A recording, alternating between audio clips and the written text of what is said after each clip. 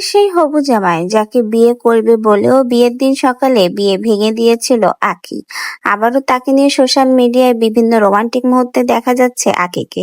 আর আখির এই ভিডিও প্রকাশ হওয়ার পরে সোশ্যাল মিডিয়াতে আবারও তুমুল চাপের মুখে পড়েছে আখি। কি ঘটেছে নতুন করে, চলুন বিস্তারিত এখন ভিডিওর মাধ্যমে জেনে নেওয়া যায়। রিসেন্টলি সোশ্যাল মিডিয়াতে পরিবারকে নিয়ে কক্সবাজার ট্যুর শেষ করে আবারও বাড়ি ফিরেছে, বলতে গেলে ঢাকায় ফিরেছে আখি। আর তারপরেই দেখা গেছে তার সেই হবু জামাই বা বয়ফ্রেন্ড তাকে নিয়ে আবারও কিন্তু ভিডিও শেয়ার করছে আখি। এটা দেখে অনেকেই বলছে গোপনে আখিরা হানিমুন সেরে ফেলেছে, তারপরেই নাকি আবার হবু জামাইকে নিয়ে সোশ্যাল মিডিয়াতে ফিরে এসেছে আখি। কারণ এতদিন তার হবু জামাইয়ের কোনো খোঁজ খবর ছিল না।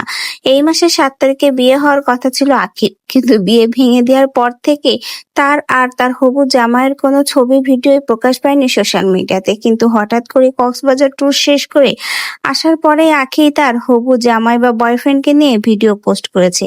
এটা নিয়েই তুমুল আলোচনার মুখে। তাহলে সকলের একটাই ধারণা, এতদিন যে কক্সবাজার ছিল তাহলে কি তার হবু জামাইয়ের সাথে ছিল? আখির পরিবারও কি তাদের সম্পর্কটা মেনে নিয়েছে?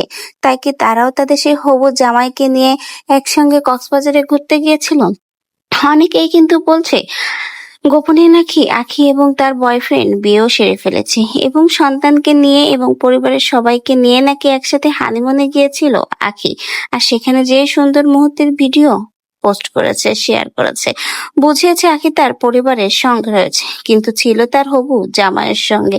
তাই তো এবার সন্তানকেও সঙ্গে নিয়ে গেছে, কারণ সে এবং তার পরিবারের না থাকার অনুপস্থিতিতে যদি তার সন্তানকে তার বাবা আহাদ বা তিশা নিয়ে যায়, সেই ভয়েই নাকি সন্তানকে সাথে করে নিয়ে গেছে আকি। কারণ এই পর্যন্ত কোনো ট্যুরেই আকি তার সন্তানকে সাথে করে নিয়ে যায়নি। হঠাৎ করে এবারের ট্যুরে কেন নিয়ে গেল, এটাই কিন্তু সকলের মনে প্রশ্ন। তার মধ্যে আকির হবু জামাইয়ের সঙ্গে রোমান্টিক ভিডিও প্রকাশ হওয়ার পরে এই প্রশ্ন যেন সকলের মনে আরো গাঢ় হয়েছে।